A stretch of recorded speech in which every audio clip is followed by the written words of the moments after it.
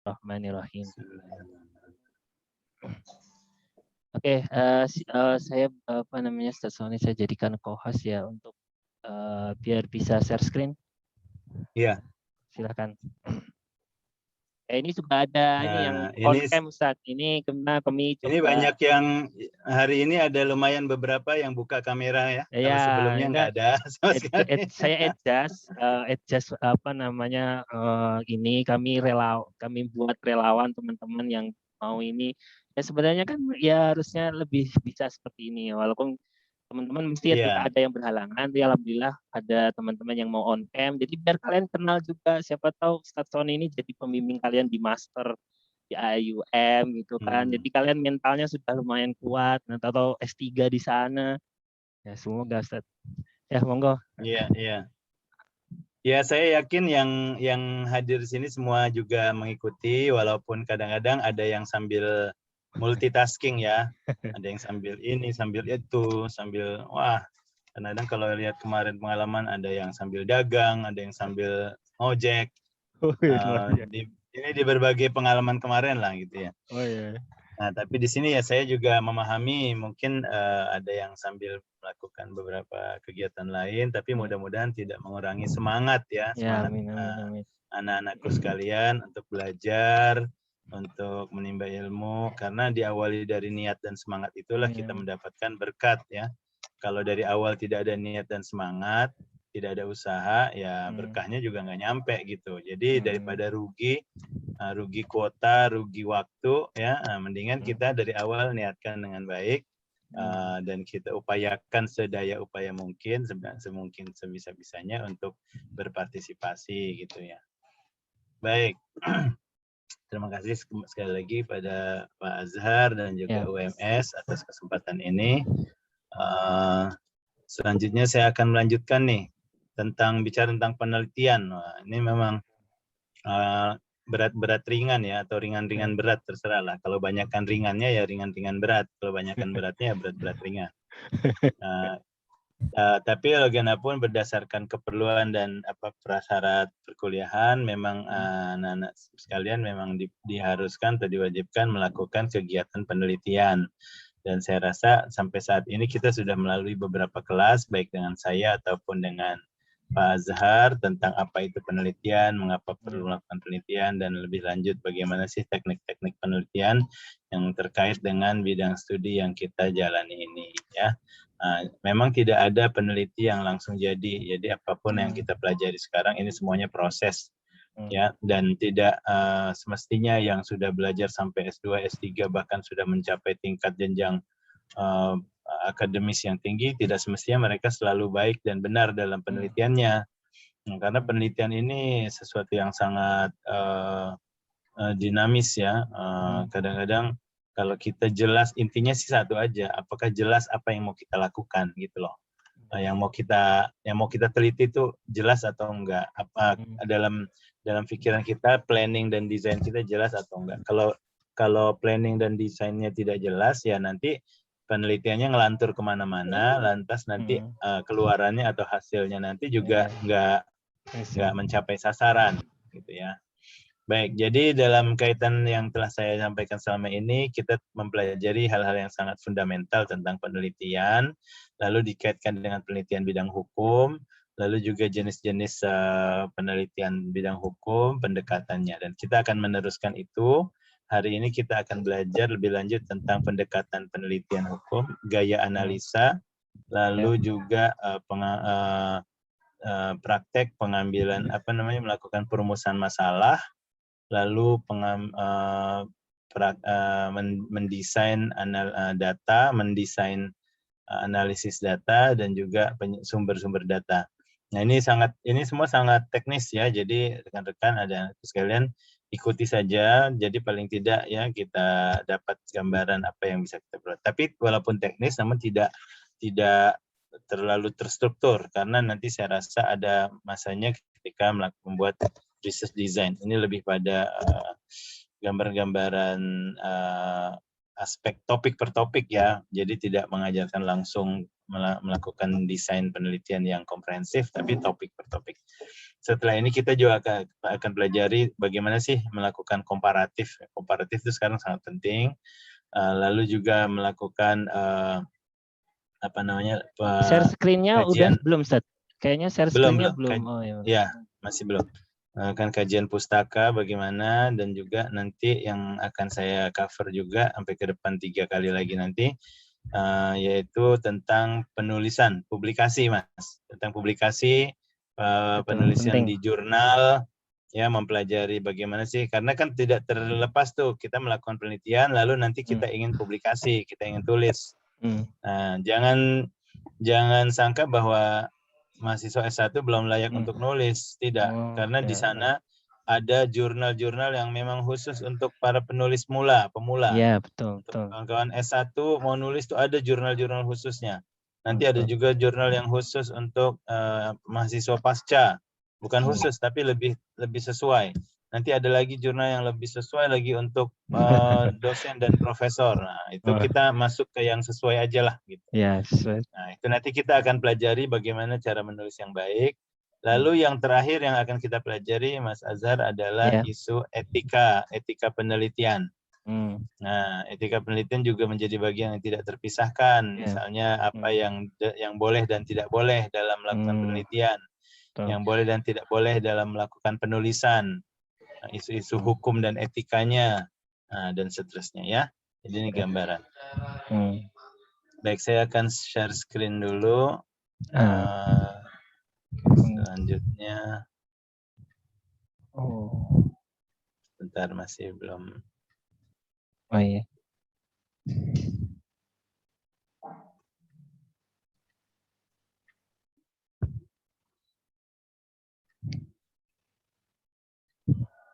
Ini kelanjutan dari yang kemarin ya. Ya. Tapi saya ada nambahkan beberapa slide, Mas Azhar. Nanti bisa saya akan tambahkan nanti. Ya. Kemarin kita sudah sampai ke sini. Oke, Bismillahirrahmanirrahim. Jadi tentang mengenal gaya dan pendekatan yang ada dalam penelitian hukum. Kan kita semua ini melakukan penelitian hukum ya, walaupun syariah, tapi ya sebenarnya konsepnya penelitian hukum, yaitu hukum syariah yang terkait dengan ekonomi syariah. Nanti syariah kan banyak, ada mau urusan hal ahwal syakhsiyah, ada muamalatnya, ada jinayatnya, lalu ada siasah syariahnya. Nah, ini semua masuk dalam itu, ada hukum siarnya, hukum internasionalnya. Nah, tapi yang kita masuk ini lebih pada hukum ekonomi ya, lebih pada muamalatnya. Nah, nanti di situ kita sudah bincang ada pendekatan-pendekatan tertentu. Pertama yang dilihat paling bawah ini adalah pendekatan dalam melakukan penelitian hukum, bisa doktrinal, bisa empiris. Nah, saya rasa sudah berulang kali disebutkan ini, baik oleh saya ataupun oleh Pak Azhar sebelumnya, yaitu tergantung apa yang kita tanyakan, apakah itu sifatnya teoritis, apakah itu sifatnya pure normatif, yaitu tentang mempertanyakan tentang peraturan itu sendiri, atau yang sifatnya dikaitkan dengan fenomena sosial. Nah, ini yang diperlukan adalah empirical research, yaitu empiris. Datanya pun nanti perlu empiris ya, dan segala analisisnya pun juga harus disesuaikan. Nah, seperti maka saya bawa ke atas tadi yang sini, data analisisnya bisa kualitatif, bisa kuantitatif ya. Jadi kualitatif dan kuantitatif ini adalah kaitannya dengan analisa data, yaitu bagaimana kita menganalisa data. Jadi artinya data itu harus sudah ada dulu. Jadi kita tidak bisa bilang kamu penelitiannya kualitatif atau kuantitatif. Nah, jangan itu dulu. Yang dilihat penelitiannya apa nih, normatif atau empiris. Itu dulu yang dilihat. Kadang-kadang kita melihat suatu penelitian langsung diframekan antara dua, kualitatif atau kuantitatif. Salah sebenarnya. Jadi yang namanya kualitatif dan kuantitatif itu sebenarnya kaitannya dengan metode pengambilan data. Ya, pengambilan data. Baik. Adapun dari awal yang harus jelas dulu dari awal adalah dua ini. Pertama, pendekatannya. Apakah ia merupakan penelitian normatif atau penelitian empiris atau gabungan keduanya. Itu bisa juga sekarang gabungan keduanya. Jadi doktrinal atau normatif kadang disebut juga teoritis. Lalu yang kedua empiris, biasa disebut juga socio-legal, yaitu pendekatan legal dan sosial. Nah, ini nanti bisa dibedakan sedikit dengan gaya penulisan atau gaya narasi, ya, gaya analisa, yaitu nature of analysis. Gaya analisa itu bisa teoritis, historis, sosio-legal, interdisciplinary, atau komparatif. Atau bahkan ada lagi yang lain. Bisa deskriptif, bisa kritis, kajian kritikal, kajian deskriptif, kajian lain-lain lah. Jadi ini tidak terbatas pada yang 5 ini, ya. Nah, baru nanti ketika sudah tahu apa namanya kira-kira pendekatannya apa, baru kita akan tahu data yang mau diambil apa, lalu gimana cara analisa datanya, penganalisan datanya. Nah, itu barulah ada pertanyaan apakah kualitatif atau kuantitatif, nah, gitu ya. Baik. Sebelum saya lebih lanjut ke kualitatif kuantitatif ini ataupun doktrinal dan empirical ini, saya akan bawa dulu ke karakter analisis dalam penulisan atau dalam penelitian hukum. Nah, ini banyak nih. Kita akan lihat satu persatu ya. Pertama, begini. Jadi kajian Anda itu, anak-anakku, kajian itu apa namanya gaya analisisnya, karakter analisisnya bisa jatuh pada salah satu dari yang ada di sini, atau bisa dua, atau bisa gabungan. Nah, jadi dalam satu penelitian bisa menggabung. Misalnya kita mau bilang penelitian ini adalah penelitian teoritis, historis, dan sosiolegal misalnya. Teoritis, historis, dan kemasyarakatan. Boleh seperti itu. Atau kita mau bilang kajian ini bersifat teoritis dan komparatif. Nah, bisa. Berarti kita ambil yang bawah nih, komparatif ya. Ataupun sifatnya deskriptif dan kritis, kajian kritis, kajian deskriptif. Nah, itu bisa. Semua masing-masing punya gaya dan tujuannya masing-masing ya, tidak semestinya salah. Jadi kadang-kadang orang bilang, wah ini nggak boleh deskriptif, harus kritis. Nah, kadang-kadang kita perlu deskriptif. Nah, kita perlu deskriptif. Nah, atau ada yang bilang, sudahlah tidak usah bicara sejarah. Sejarah itu adalah hal yang lampau dan tidak akan kembali lagi gitu. Padahal banyak kajian memerlukan aspek sejarahnya. Untuk memahami permasalahan sekarang harus mengetahui permasalahan sebelumnya. Sejarahnya. Kan gitu. Ya, untuk memahami solusi hari ini harus memahami masalah di hari kemarin. Makanya selalu namanya aspek historis itu sangat relevan. Apalagi bicara tentang perkembangan hukum. Hampir di mana-mana namanya penelitian hukum dan syariah itu memang tidak terlepas dari aspek historis. Cuma kadang-kadang kalau aspek historisnya itu hanya sedikit, ya kadang cuma 1-2 paragraf ataupun satu subtopik, kita tidak katakan itu akan analisa historis, itu hanya sekedar tambahan data saja. Nah, tapi ada misalnya ada cukup panjang perbahasan atau pembincangan yang bersifat historis, maka kita baru bisa bilang bahwa penelitian ini memiliki karakter analisis historis, gitu ya. Oke, apa sajakah karakter itu? Nah, kita akan lihat satu persatu. Pertama, karakter teoritis atau theoretical dalam bahasa Inggris ya.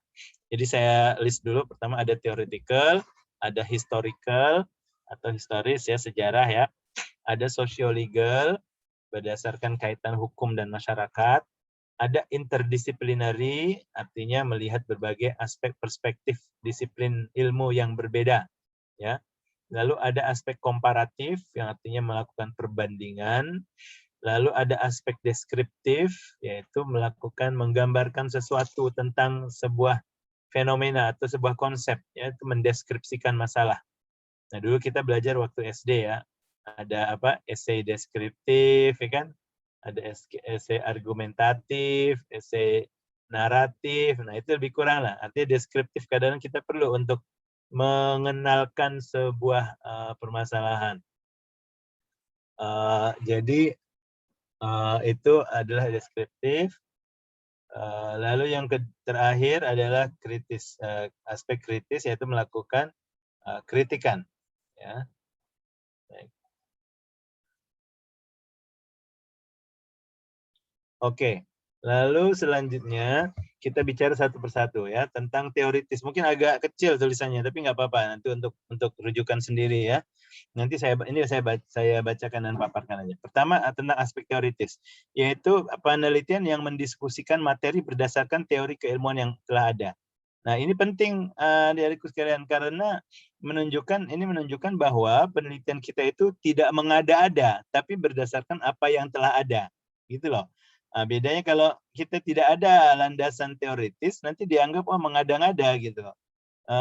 Dari mana ini asalnya mana? Bahkan walaupun kita merasa kita mengeluarkan sebuah teori baru, tetap perlu ada keterkaitannya dengan teori-teori yang sudah ada gitu loh. Jadi tidak bisa kita melakukan penelitian tiba-tiba kita mengatakan bahwa sesuatu itu begini-begini. Kita melakukan sebuah teori ya. Nanti orang akan pertanyakan apa basis teori Anda, apakah terkait dengan keilmuan yang sudah ada di mana gitu loh. Jadi mau membincang sesuatu kita harus beranjak dari teori yang sudah ada gitu ya. Dia bisa menggunakan satu teori ataupun penggabungan beberapa teori, tidak masalah. Nah, sekarang contoh gini.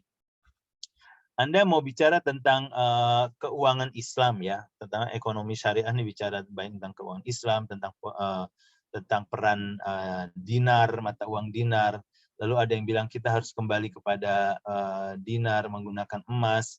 Lalu pernah dengar nggak ada kasus yang orang ditangkap karena katanya melakukan jual beli menggunakan dinar emas. Di Depok itu. Betul. Nah kan itu fenomena juga itu. Wah kok ada orang ditangkap karena menggunakan dinar. Nah itu apa sih sebenarnya duduk perkaranya? Nah dari situ kita bisa mulai. Kita mungkin mau melakukan sebuah rumusan masalah. Apakah orang yang melakukan jual beli melakukan dinar melakukan sebuah kesalahan di bawah undang-undang Indonesia misalnya. Itu rumusan masalahnya kan? Iya.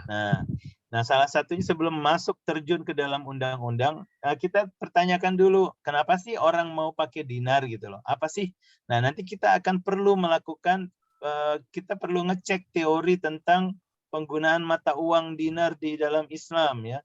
Kenapa dinar itu dipakai? Dinar itu kan artinya emas. Ya, dinar itu harus emas ya. Jadi kenapa dinar itu dipakai? Kenapa dipilih oleh zaman awal Islam? Apa teori-teori? Nah, itu diangkatlah teori-teori yang telah dituliskan oleh para ilmuwan terdahulu, kenapa dinar itu dipakai. Jadi tentang peran dinar gitu ya. Mengupas, misalnya contoh di sini saya tulis mengupas teori tentang uang dan alat tukar secara umum ataupun dalam Islam bagaimana gitu ya. Lalu teori tentang hukum dan masyarakat. Nah, ini juga kalau urusannya tentang tentang fenomena sosial, jadi kita akan melakukan kajian apa sih sebenarnya teori perlunya hukum bagi sebuah masyarakat. Apa sih hubungan timbal baliknya antara hukum dan masyarakat? Ini kan semua tidak bisa yang tiba-tiba aku mau nulis out of nothing gitu loh, berdasarkan ilham, nulis gitu. Orang akan tanya loh, ini sudah banyak teorinya gitu loh, ngapain bikin teori baru? Nah, jadi sebaiknya kita langsung merujuk pada teori-teori yang sudah ada. Nah, inilah yang disebut kajian teoritis ya, melakukan kajian berdasarkan teori yang sudah ada lalu dibahas di situ. Oh apa nih, inilah teori makosid syariah menurut Ibnu Khaldun misalnya. Teori keuangan Islam ya di zaman Khalifah Umar bin Abdul Khattab misalnya. Ya jadi teori-teori itu yang harus diangkat. Teori ini kan artinya preposisi ataupun kesimpulan-kesimpulan yang sudah diterima berdasarkan pengujiannya gitu ya. Jadi tidak bisa orang tiba-tiba belum diuji, belum apa, atau sudah melakukan menjadi teori. Nah, jadi untuk mendapatkan teori ini, adik-adik perlu buka buku. Apa sih orang ngomongin tentang uang itu? Oke, apa teorinya ya? Lalu orang ngomong tentang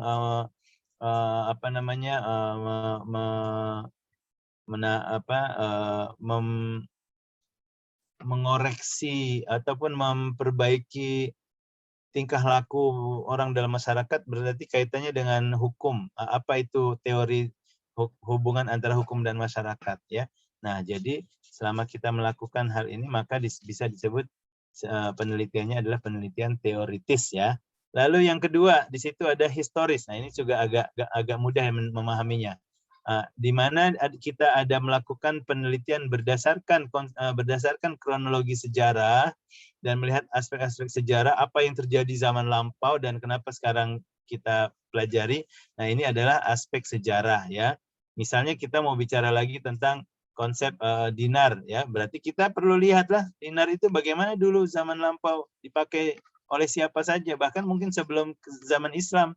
Bagaimana dinar itu posisinya sebagai alat tukar yang begitu hebat zaman Romawi kuno misalnya, dalam zaman Yunani, zaman Romawi. Nah, lalu ketika datangnya Islam, bagaimana kedudukan dinar itu dipakai lagi. Nah, ini kan semua kita bicara, kita tidak mengada-ngada lagi-lagi ya, kita melihat sejarah.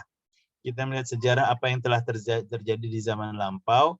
Nah, itu semua tercatat. Nah, isunya kadang-kadang lain orang bicara, lain sejarahnya. Nah, ini kan tantangan kita. Kita perlu lihat kira-kira siapa yang teori sejarahnya itu paling didengar gitu ya, atau yang paling menurut Anda paling sesuai. Nah, itu kita lihat bahwa di zaman lampau pun orang melakukan berbagai analisa sejarah juga. Jadi jangan semuanya ada 10 orang sejarawan kita catat semua, wah itu capek juga gitu loh. Nah, kalau mau kita ambil 2 atau 3 yang paling mengemuka, misalnya contoh gini, tentang perkembangan Islam di Nusantara. Tentu kita akan melihat kan sejarah masuknya Islam di Nusantara. Wah, itu kan banyak teorinya, ada yang bilang di awal abad Islam berkembang sudah masuk Islam di Nusantara. Ada yang bilang baru nanti abad ke-7 baru masuk. Ada yang bilang abad ke-14 sebenarnya baru masuk. Wah, ini kan semua teori dan berdasarkan sejarah. Nah, inilah jadi sejarah ini yang kita lihat, pilih salah satu aja, jangan terlalu banyak ya, 1 atau 2 yang paling mengemuka lah. Nah, contoh saya tulis ini, membahas hukum mata uang melalui sejarah penggunaan uang dinar di zaman kerajaan Islam di Indonesia. Nah, kan gitu. Nanti bicara, oh itu ada orang yang ditangkap karena menggunakan dinar. Nanti dia berargumen lah, ini kan sudah menjadi nilai mata uang dan alat tukar di Indonesia zaman dulu kala. Ya, berarti kan kita harus cek dulu itu sejarahnya, apa iya di zaman kerajaan siapa dulu? Kerajaan Demak, Kerajaan Malaka, Kerajaan Samudra Pasai. Nah, mana? Nah, itu kita lihat sejarahnya gitu loh. Lalu mempelajari aspek risiko Bitcoin misalnya melalui sejarah penciptaan internet. Nah, ini juga penting. Anda mau bicara tentang online commerce ya, e-commerce, lalu kaitannya dengan mata uang digital dan segala macam, kan kaitannya dengan isu risiko-risiko yang ada. Nah, kita perlu juga mempelajari perkembangan internet itu gimana sih awal-awalnya. Kalau Anda ngerti tentang gimana internet itu berkembang, maka kita akan mendapat itu perspektif penting ya.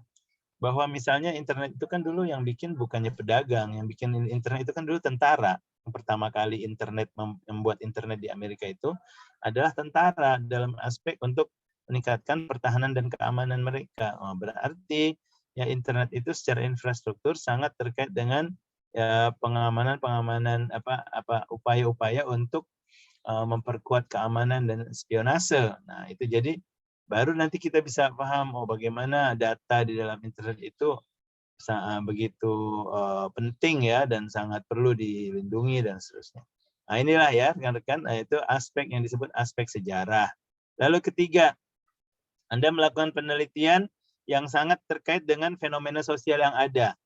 Contoh itu tadi, kenapa ada orang yang bisa yang melakukan penjualan melakukan trading menggunakan uang dinar.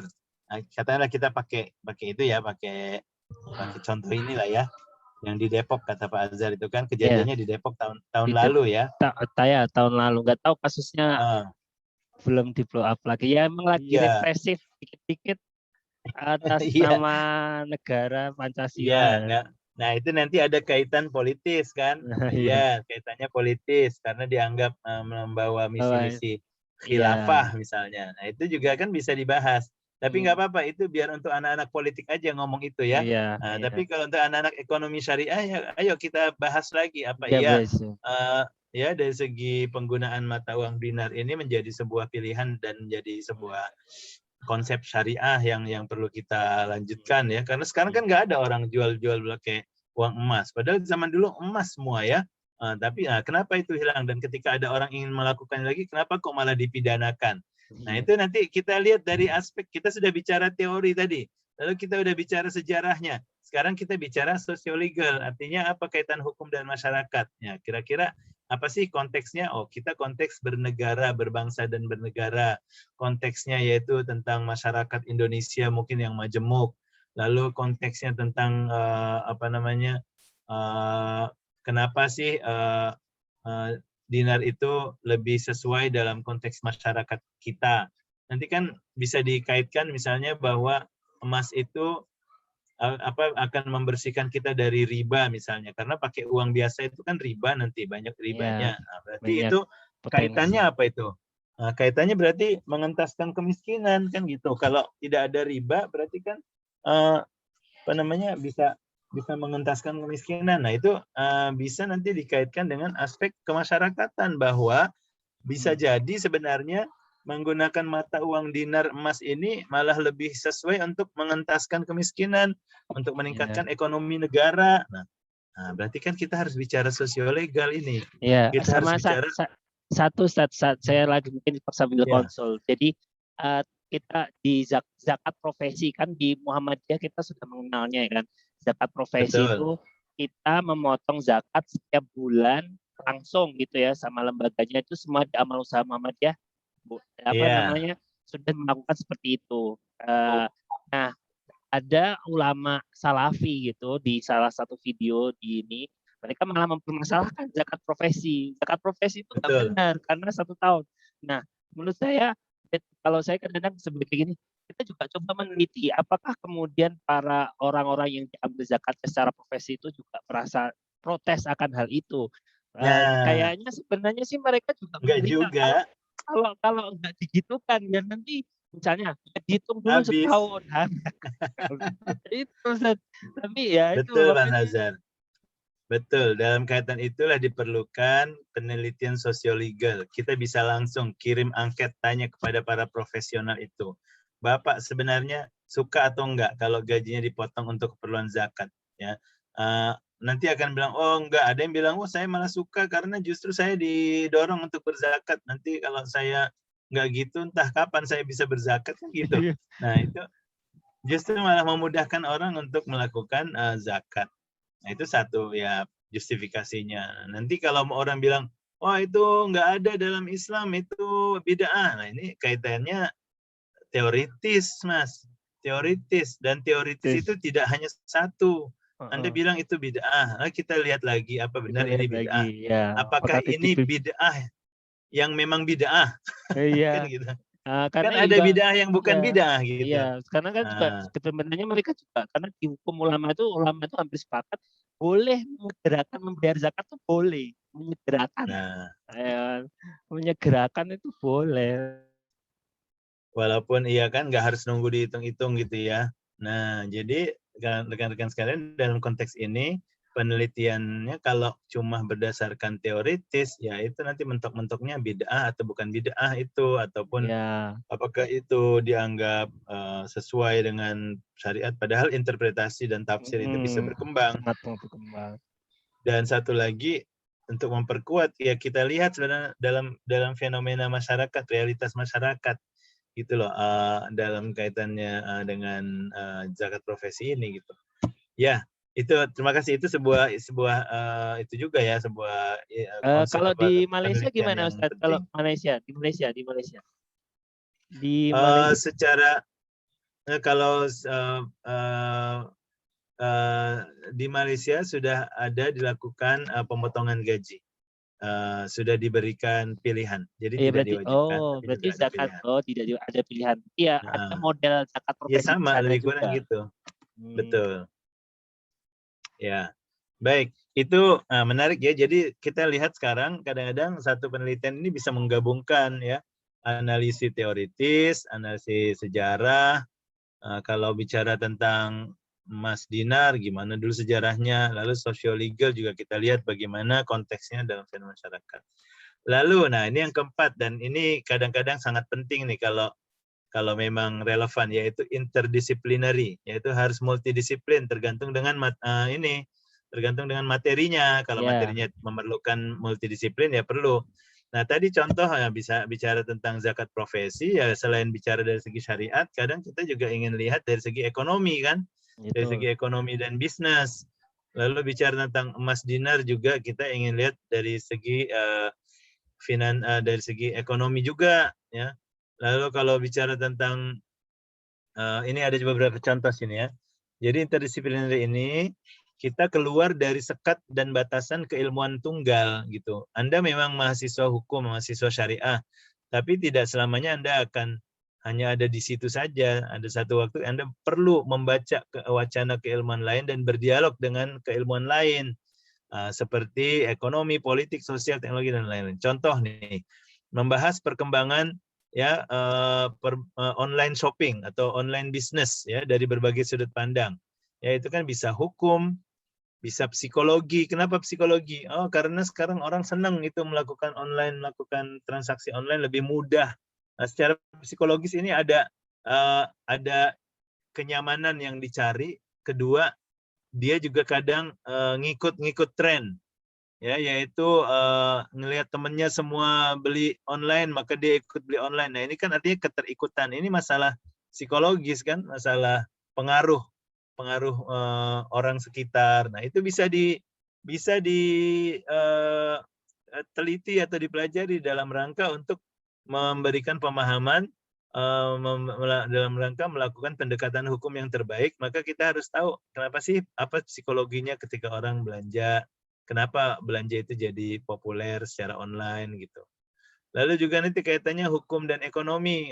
Rupanya dari segi digital business sekarang ini sangat berperan ya dalam meningkatkan ekonomi karena dia memotong rantai supply yang begitu panjang kadang-kadang. Kan itu kita perlu memahami dari aspek ekonomi bahwa dengan adanya shopping online kita tidak melalui toko, jadi tidak ada rantai itu loh, rantai supply itulah yang kadang-kadang membuat barang itu jadi naik harganya. Ketika rantai supply itu sudah tidak ada berhubungan langsung dengan penjual awal, penjual pertama, maka harga menjadi lebih rendah. Nah, maka otomatis belanja online itu bisa lebih populer karena harganya lebih menarik gitu.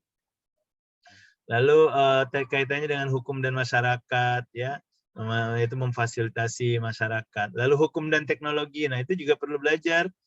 Perlu lihat apa sih perkembangan teknologi, kenapa dia bisa jadi begini. Nah, ini kan semuanya ini adalah disiplin yang berbeda-beda gitu. Nah, kadang-kadang sekarang tidak cukup kita membaca buku undang-undang saja ya untuk adik-adikku sekalian. Jangan cuma baca buku fikih saja, tapi baca buku kemasyarakatan. Makanya dulu ulama-ulama zaman dulu sebenarnya tidak ada sekat-sekat seperti ini. Ibnu Sina itu adalah seorang ahli fikih. Ibnu Sina seorang hafiz, Ibnu Sina seorang saintis, ahli kedokteran, Ibnu Sina seorang filosofis. Bayangkan ya, dari satu orang aja begitu banyak gudang ilmunya. Belum lagi Ibnu Khaldun, ya, seorang fakih, seorang sejarawan, seorang ahli sosiologi. Ini di Eropa sampai sekarang buku Ibnu Khaldun Muqaddimah itu masih menjadi buku utama ya. Jangan sampai mahasiswa kita yang Muslim malah nggak kenal sama buku Muqaddimahnya Ibnu Khaldun. Apalagi orang hukum nih mau nggak mau harus tahu lah ya. Jangan cuma bicara ilmuwan-ilmuwan Barat, tapi ilmuwan Islam yang juga sudah ada itu harus dan dosennya harus ngingetin. Oh, dalam buku yang ditulis oleh Ibnu Khaldun, dalam buku yang ditulis oleh Al-Ghazali, itu kan kadang-kadang nih sekarang kita, kayaknya nggak tren nih kalau cuma ngutip penulis-penulis Muslim, harus ngutip penulis Barat gitu. Padahal ya dari sudut psikologi apa kurangnya itu Imam Ghazali, dari sudut jurisprudensi hukum, teori hukum apa kurangnya Imam Syafi'i dan Imam Syatibi.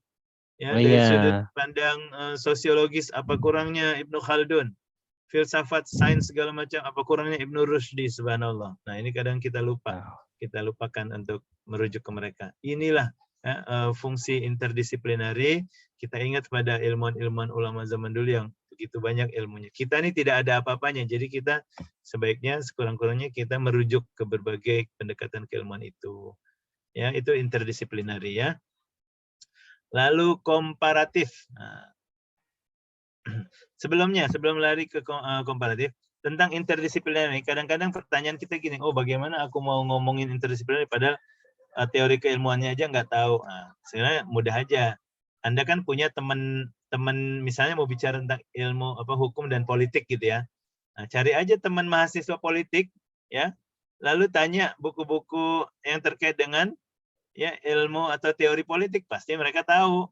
Kalau mereka nggak tahu ya kebangetan. Ataupun tanya gini, tanyanya kamu udah pernah ngambil intro to politik ya ataupun pengantar ilmu politik, pasti sudah kan. Nah, di situ kan pasti ada referensinya. Nah, kita pinjam dari situ catatannya.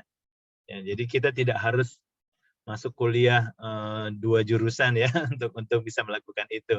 Tapi kita perlu berdialog ya, ngobrol dengan teman-teman yang dari disiplin lain. Dan tentu yang lebih tepat lagi adalah berdiskusi dan konsultasi dengan ilmu yang punya ilmunya, terutama para dosen, para profesor yang ada di bidang masing-masing.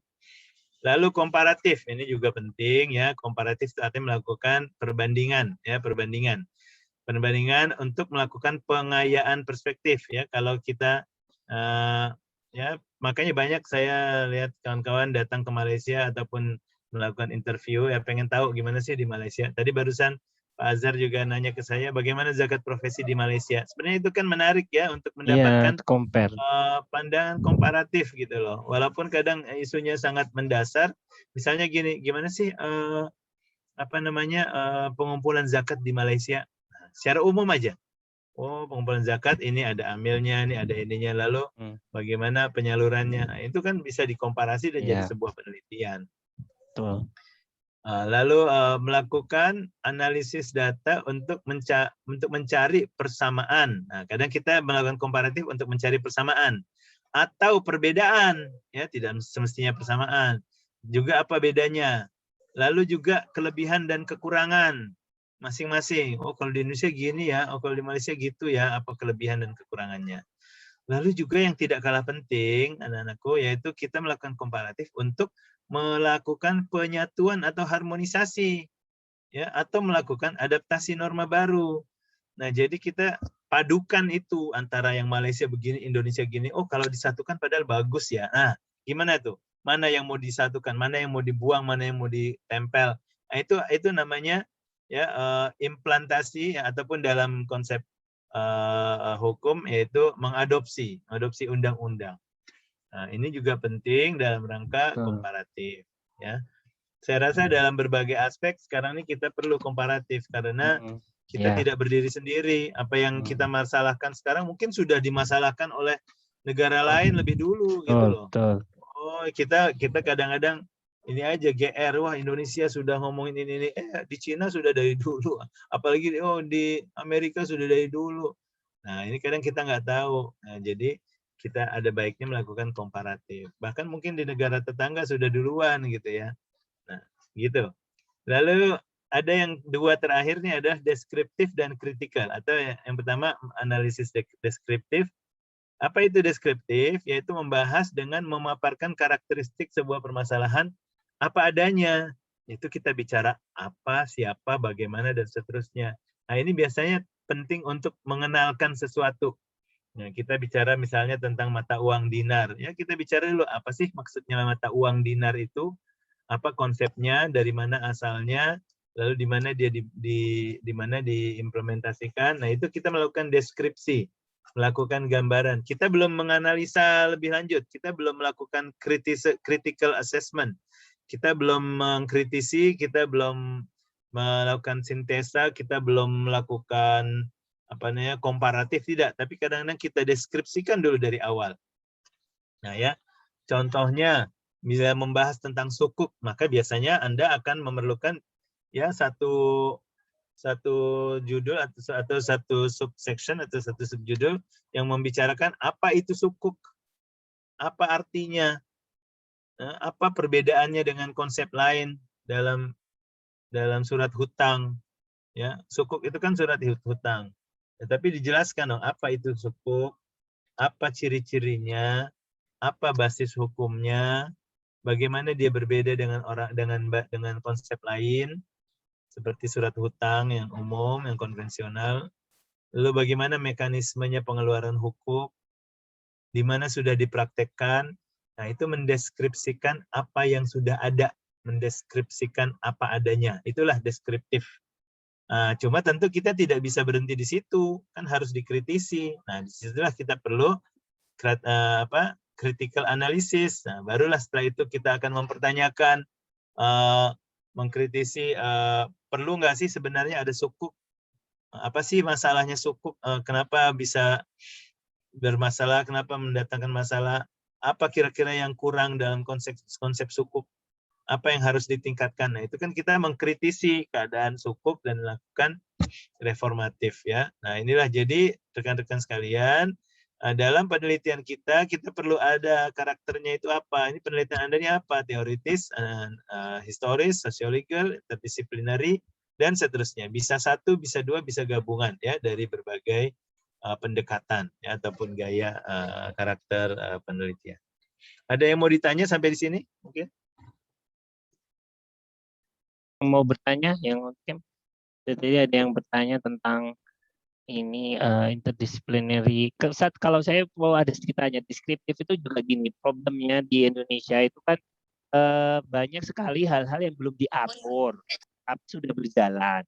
Nah, kita pengen kadang-kadang saya penelitian, makanya deskripsikan aja dulu kalau belum diatur, deskripsi programnya gimana, misalnya contoh hotel syariah atau mereka spesifik hukum belum nggak ada, tapi menamai diri saya misalnya, oh ya kolam renang syariah misalnya, nggak ada aturannya Ustaz, tapi ada orang yang menyelenggarakan ini, saya menjalankan program syariah, ya ada bikinlah peraturan macam-macam kan, ya itu yang kemudian kita deskripsikan, walaupun emang undang-undangnya belum ada, tapi ya nggak apa-apa.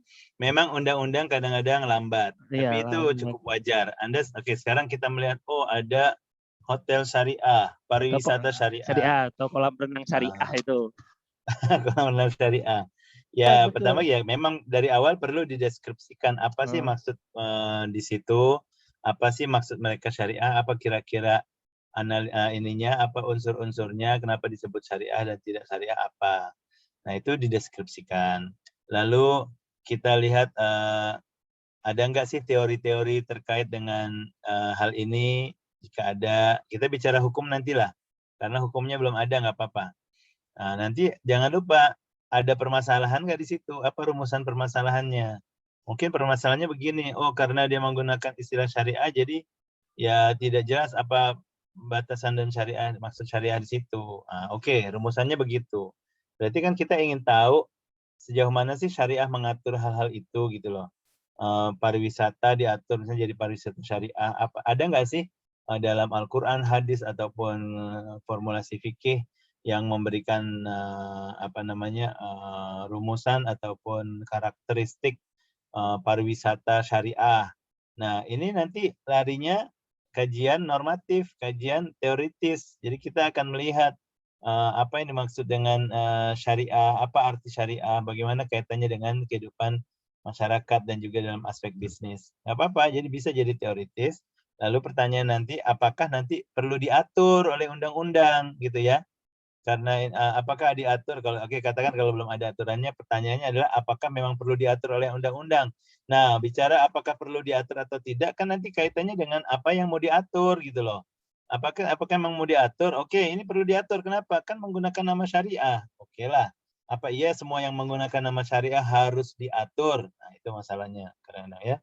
Yang kedua, oh ini bisa menimbulkan kerancuan dan menimbulkan konflik di masyarakat. Karena ada yang bilang ini tidak syariah jadi haram dan seterusnya. Nah, di situ mungkin salah satu alasan kenapa perlu ada pengaturan apa yang disebut wisata syariah atau tidak syariah. Ya, sama ada pantai halal juga ada Ustadz, kan udah mulai berkembang istilah-istilah itu, tapi pantai halal tuh gimana itu?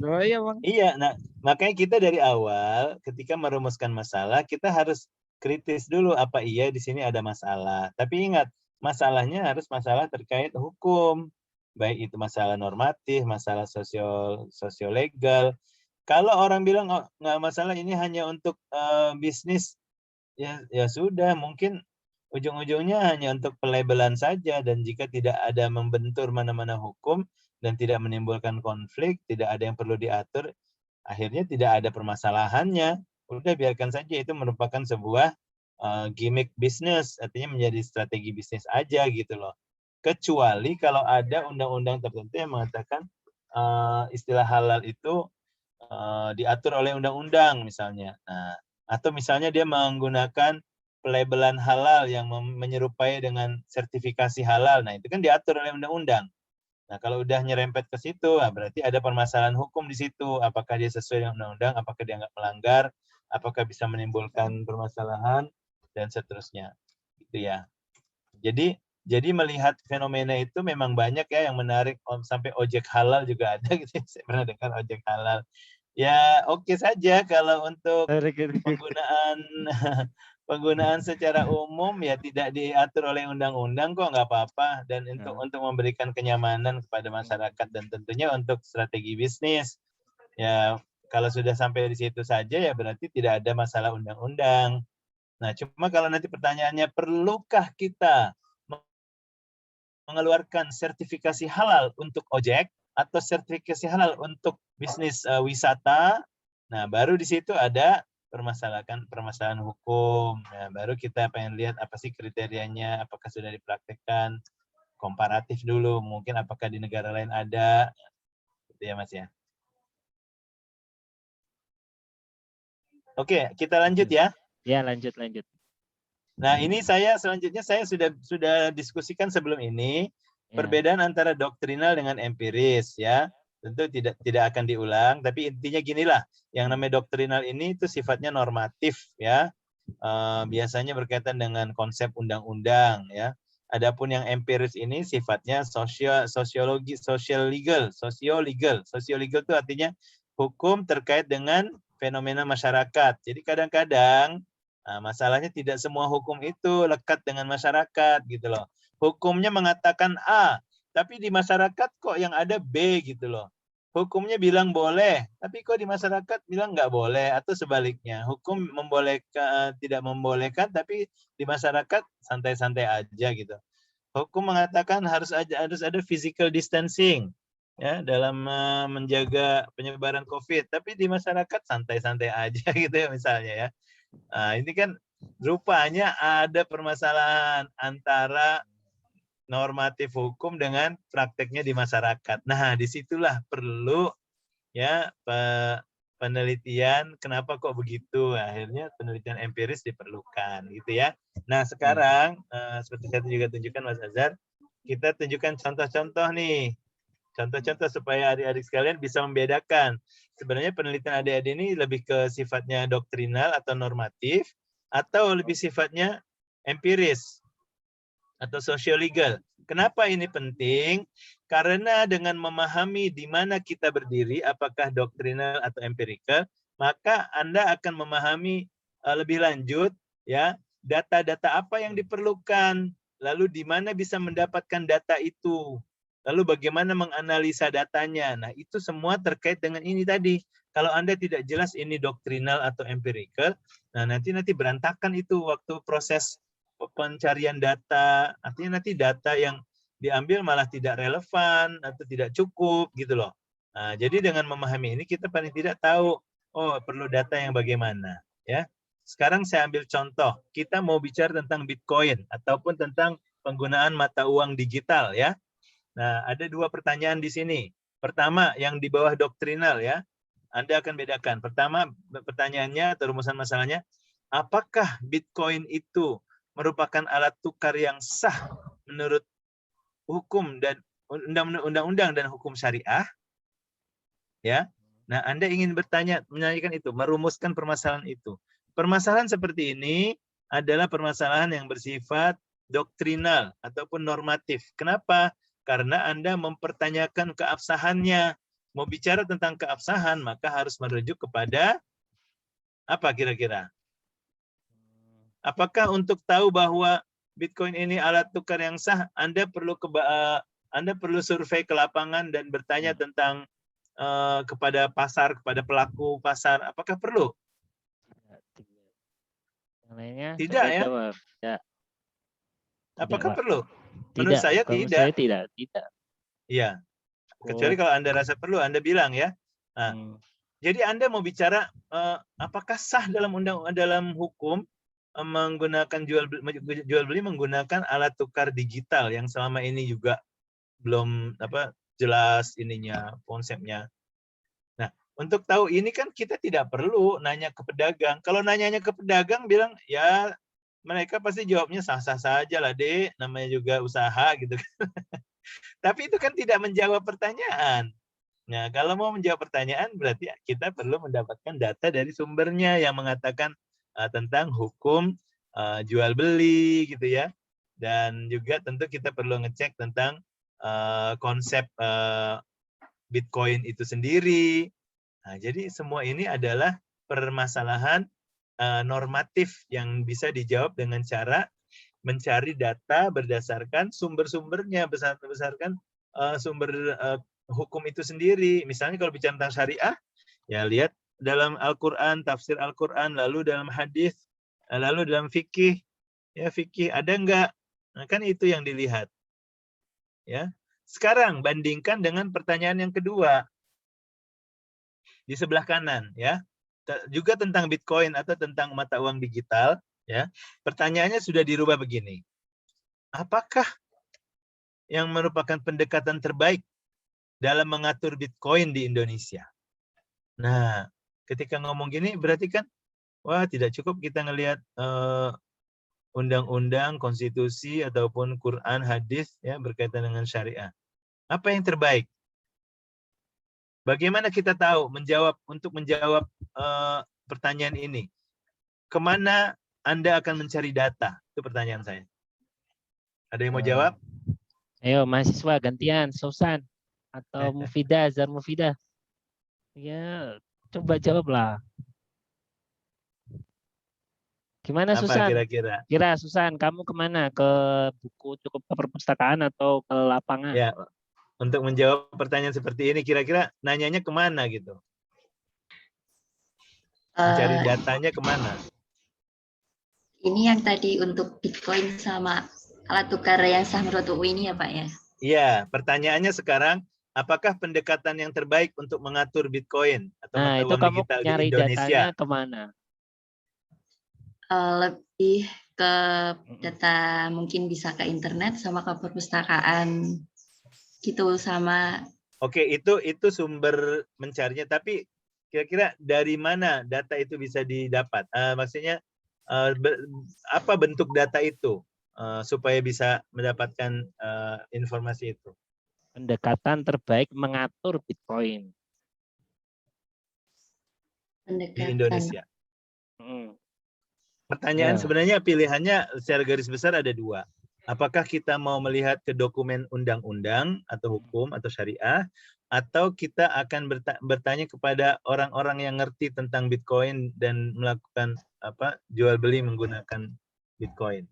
Yang mana? Yang pertama atau kedua? Lebih ke pertama sih Pak kalau menurut saya. Oh, menurut saya. Kenapa? Okay. Kenapa? Kenapa yang pertama? Karena untuk yang pertama itu kan lebih ke undang-undang, pastinya untuk pengaturannya pasti sudah jelas seperti itu. Jadi datanya sekarang itu undang-undangnya belum jelas. Di Indonesia kan belum jelas undang-undangnya. Belum ada. Dan pertanyaannya sekarang pendekatan terbaik.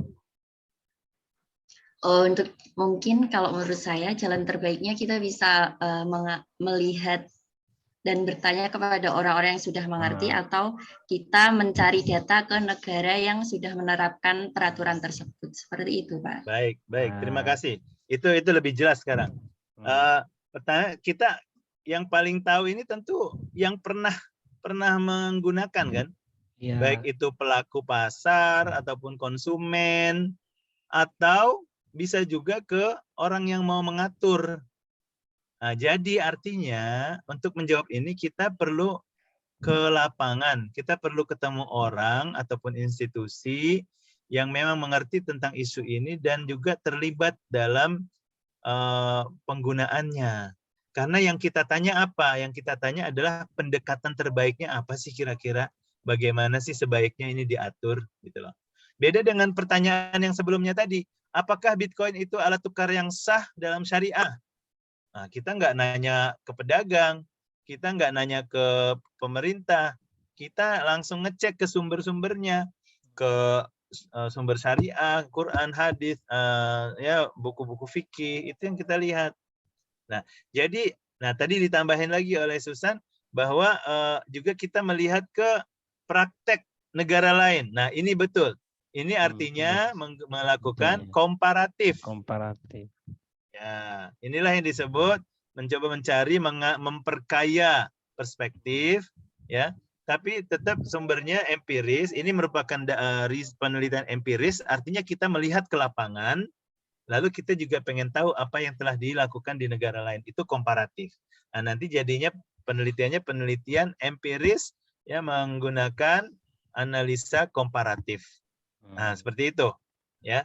Sekarang ada lagi rumusan permasalahan kedua. Bolehkah bank memanfaatkan data nasabah untuk pengembangan produk? Data nasabah nih, data nasabah, data pribadinya, ya. Tapi digunakan untuk mengembangkan produk-produk baru berdasarkan profil data itu. Boleh apa enggak sebenarnya? Nah, ini kan isunya terkait dengan hak pemilik data, hak-hak nasabah terhadap data itu. Jadi bicara tentang hak dan kewajiban, ya. Apakah boleh atau tidak? Nah, ujung-ujungnya kita bicara lagi tentang hak privasi, hak perlindungan konsumen, hak nasabah bank, lalu kaitannya dengan kewajiban penyimpanan data. Nah, ini semua adalah norma-norma hukum yang diatur dalam perundang-undangan. Maka untuk menjawab pertanyaan ini, apa yang akan kita lakukan? Apakah kita perlu misalnya turun ke lapangan dan bertanya dengan nasabah, kita kumpulkan 100 orang nasabah, bahkan 1000 orang nasabah, mungkin jawabannya akan sama. Bolehkah bank memanfaatkan data nasabah untuk pengembangan produk? Tidak. Nah, semua akan bilang tidak. Mereka menolak. Nah, jadinya kita mentok penelitiannya, semua mengatakan tidak.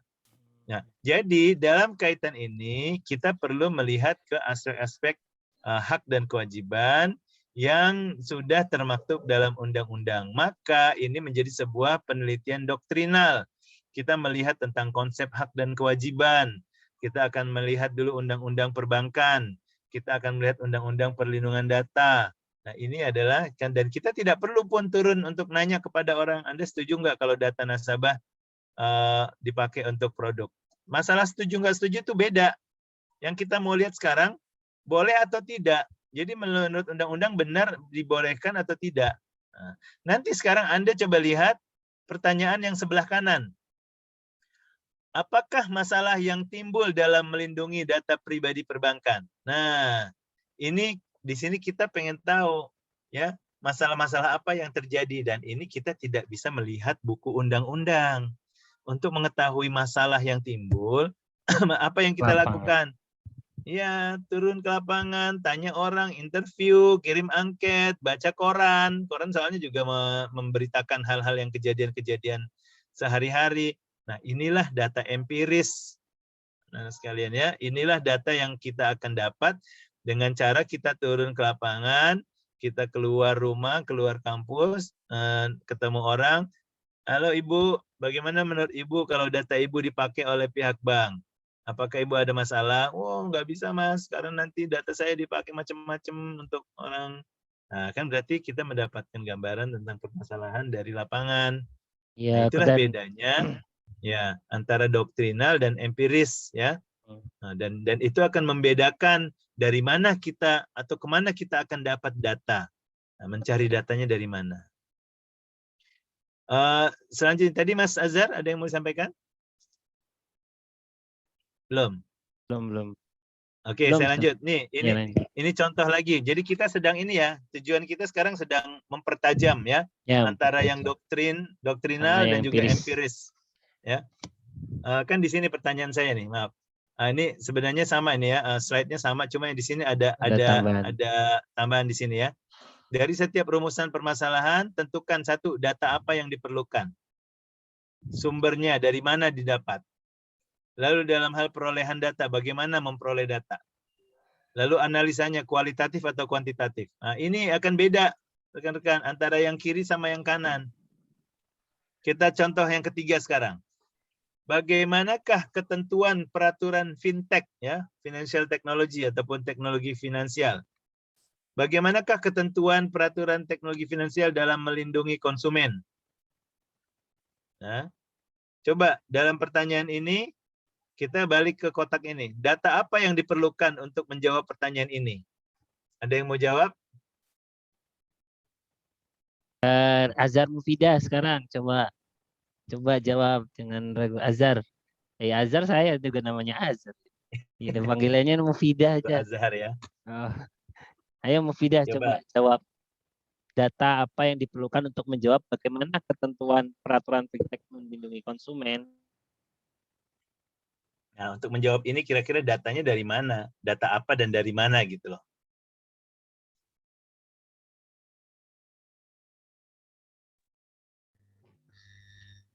Ada tanggapan?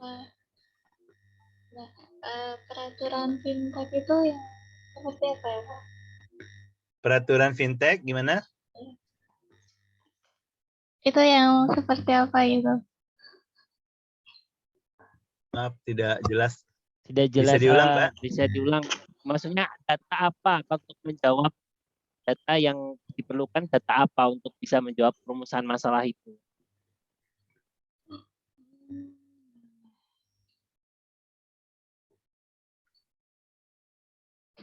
Datanya itu didapat dari terjun langsung ke lapangan gitu Pak. Ke Dengan lapangan mau wawancara cari data apa? Mau wawancara siapa yang diwawancara? konsumen yang Oke, Anda mau bertanya dengan konsumen, katakanlah Pak Ali. Pak Ali sudah menggunakan fintech, sudah menggunakan misalnya peminjaman online. Lalu Anda mau bertanya kepada Pak Ali, bagaimana sih ketentuan peraturan fintech untuk melindungi konsumen? Kira-kira Pak Ali bisa jawab nggak?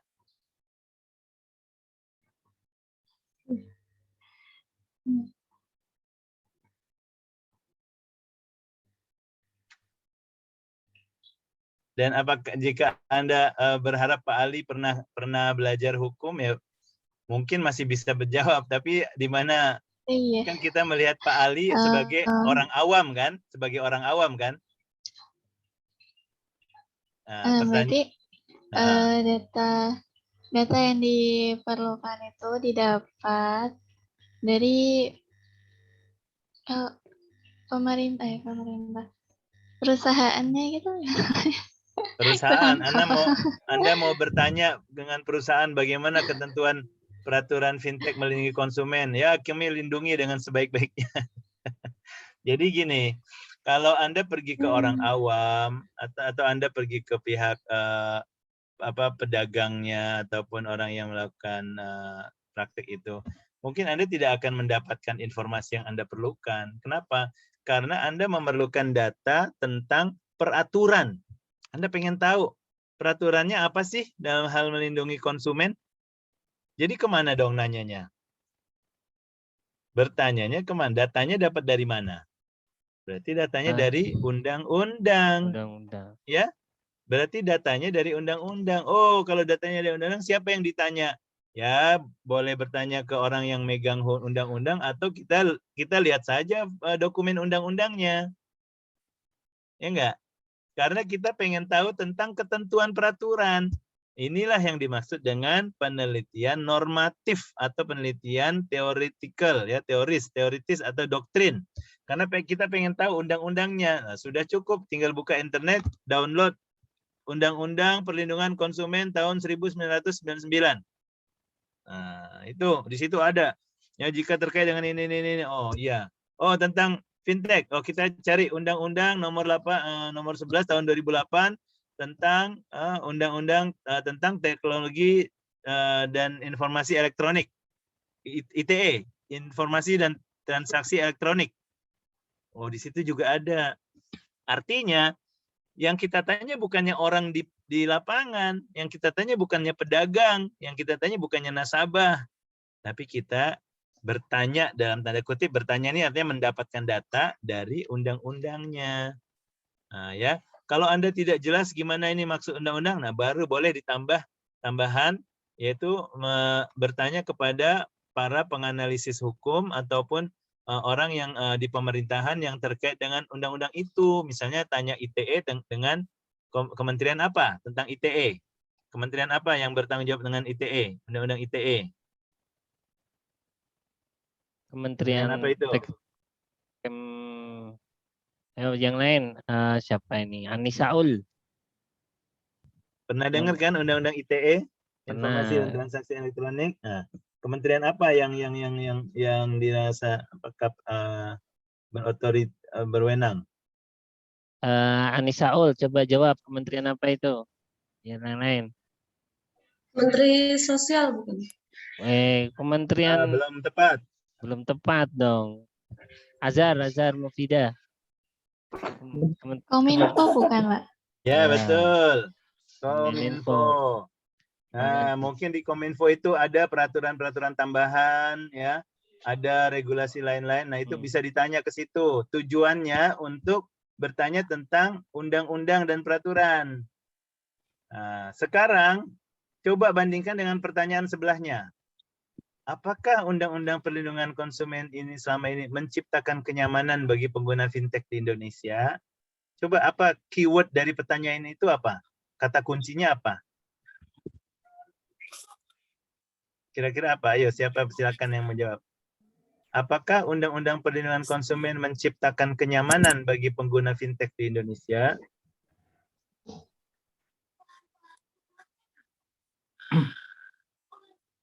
Oke, nggak apa-apa yang belum. Tadi Ikhwan mau berjawab, Ikhwan. Silakan. Ikhwan atau Sausan tadi? Sausan kayaknya. Kenyamanan konsumen, Pak. Nah, itu dia ya, kenyamanan. Itu kata kunci. Kenyamanan ataupun merasa dilindungi. Nah, sekarang pertanyaannya adik-adik sekalian, pengen tahu konsumen kita merasa nyaman atau enggak itu, apakah kita ngecek ke pemerintah bertanya tentang peraturan, melihat undang-undang, atau kita perlu turun ke bawah dan menginterview masyarakat? Pertama atau kedua? Betul. Yang kedua. Betul, Mbak siapa tadi? Susan. Sausan, ya? Pak. Sausan, ya. Baik, jadi itulah pilihannya.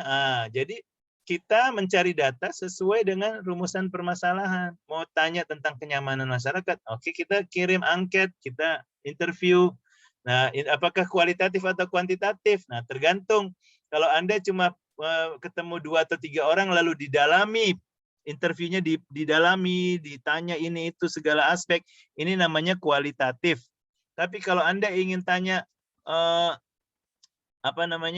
persentase kenyamanan pengguna fintech di Indonesia ataupun di Jakarta atau di Solo, ya, katakan kita dari 100 orang, 70% bilang nyaman-nyaman saja katanya, 20% bilang tidak tahu, 10% bilang tidak nyaman. Nah, itu namanya kuantitatif, ya.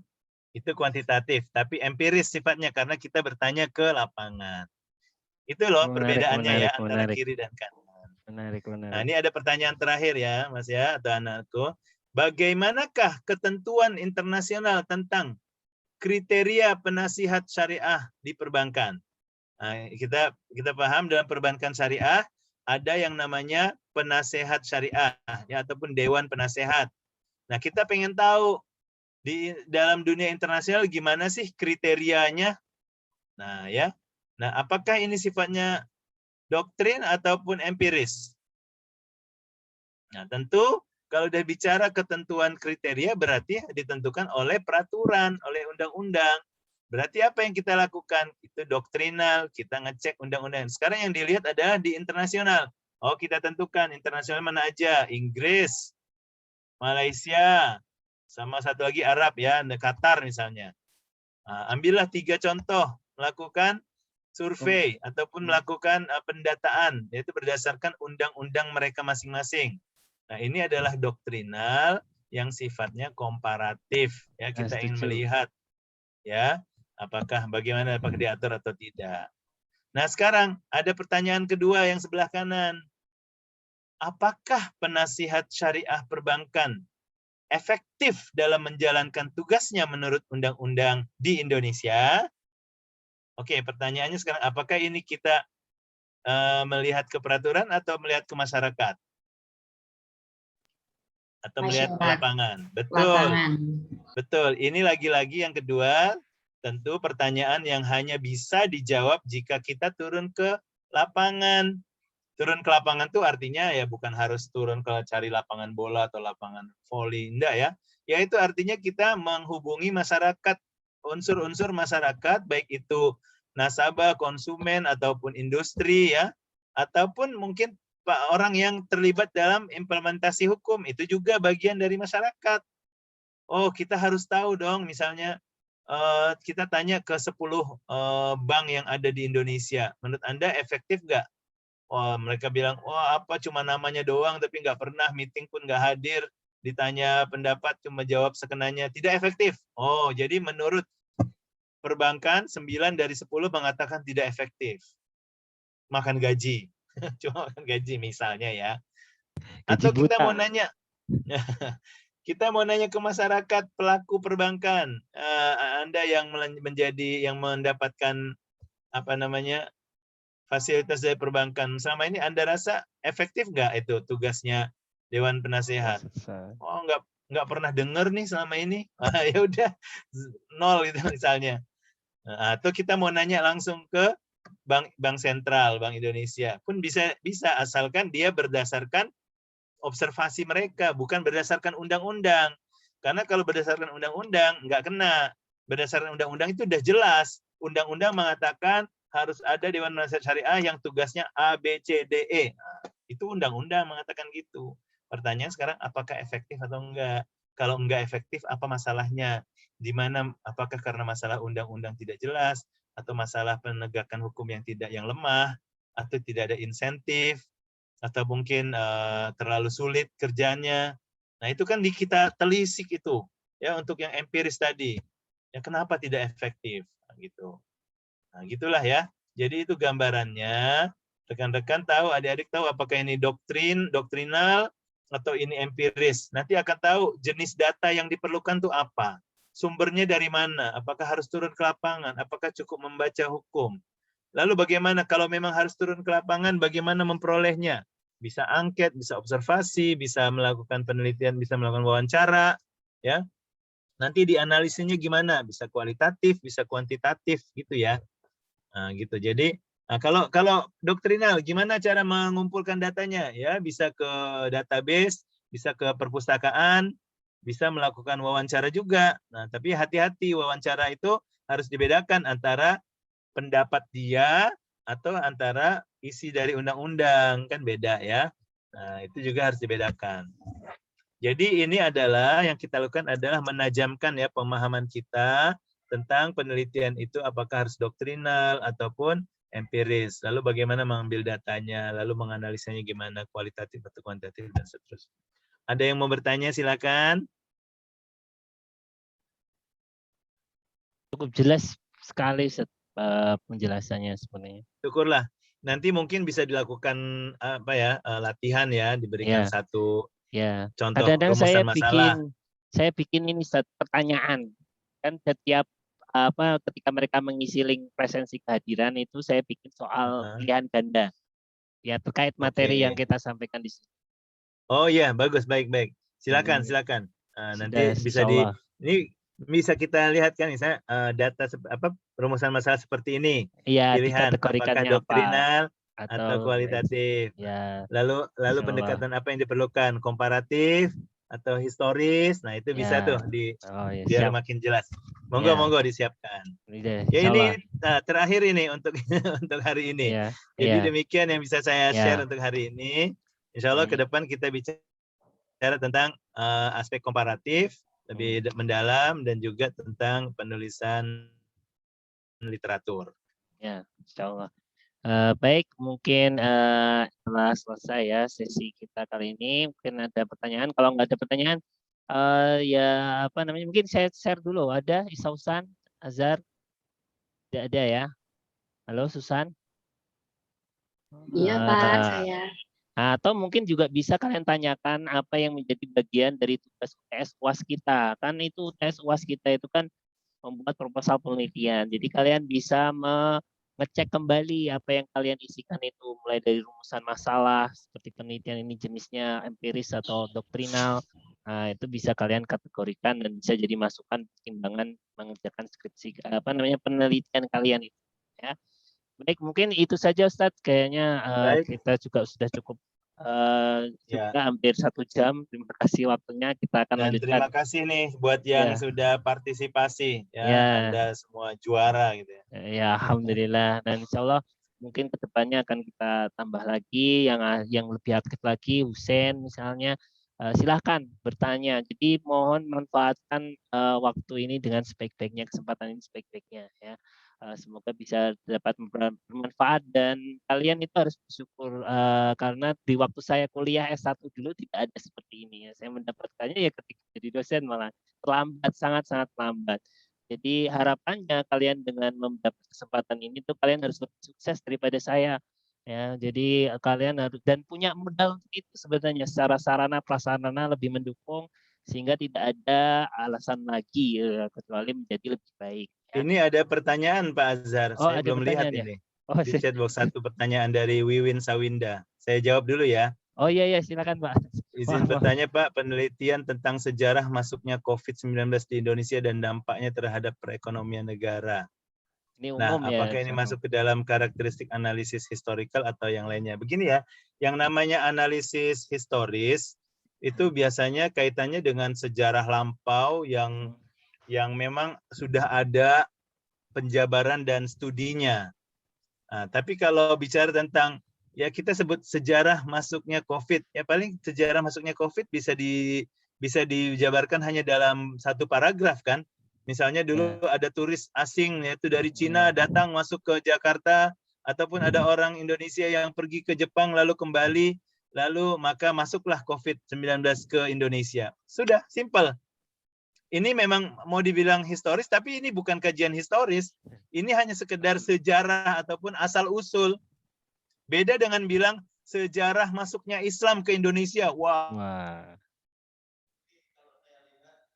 itu panjang sekali. Sejarah masuknya Islam gini, melalui pantai, melalui raja, melalui perang, melalui macam-macam. Banyak kajiannya. Nah, itu historis. Tapi kalau mau bilang sejarah masuknya COVID ke Indonesia, itu bukan historis. Itu hanya sekedar deskriptif saja menurut saya. Deskriptif artinya kita menjabarkan bagaimana sih COVID sampai ke Indonesia gitu. Nah, ya itu tidak kita sebut historis. Oke. Nah nanti kalau bicara jadi menurut saya mau bicara sejarah masuknya COVID itu kan sebenarnya tidak perlu panjang lebar. Jadi tidak usah masuk ke dalam judul. Nah, jadi cukup kita bilang implikasi ataupun dampak COVID-19 terhadap perekonomian negara. Ataupun misalnya dikatakan perkembangan COVID-19 di Indonesia dan dampaknya terhadap perekonomian negara. Nah, itu boleh. Nah, jadi kita tidak spesifik mengatakan sejarah. Nah, tapi di dalamnya nanti tetap kita akan kasih tahu asal-usulnya gimana sih awalnya dari Cina kok bisa sampai ke Indonesia.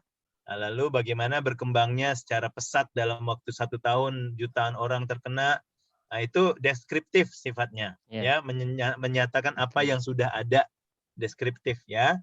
Nah, baru nanti yang bagian keduanya dampaknya terhadap perekonomian negara. Wah, ini analytical ini sifatnya nanti akan bersifat kritis karena akan mengkritisi dan melihat perkembangan sesuai dengan yang ada gitu ya. Secara interdisiplinary memang akan disiplinnya berbagai ada 2 paling tidak, sosiologis lalu juga ekonomis ya, atau mau ditambah politis boleh, tapi yang nampaknya yang nggak ada hukumnya ini.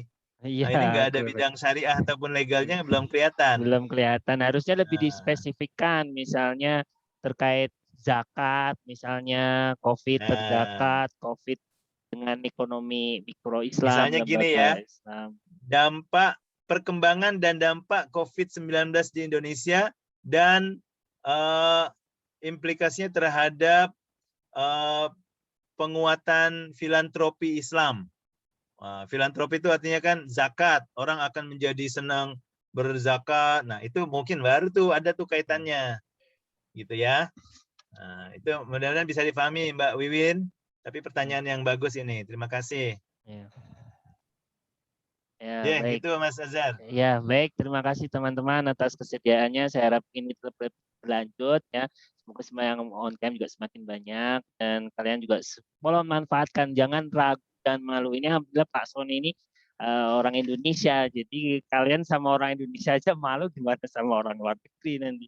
Ya, padahal tuntutan kita sudah internasional. Kita harus mulai. Jadi mudah salah itu nggak apa-apa.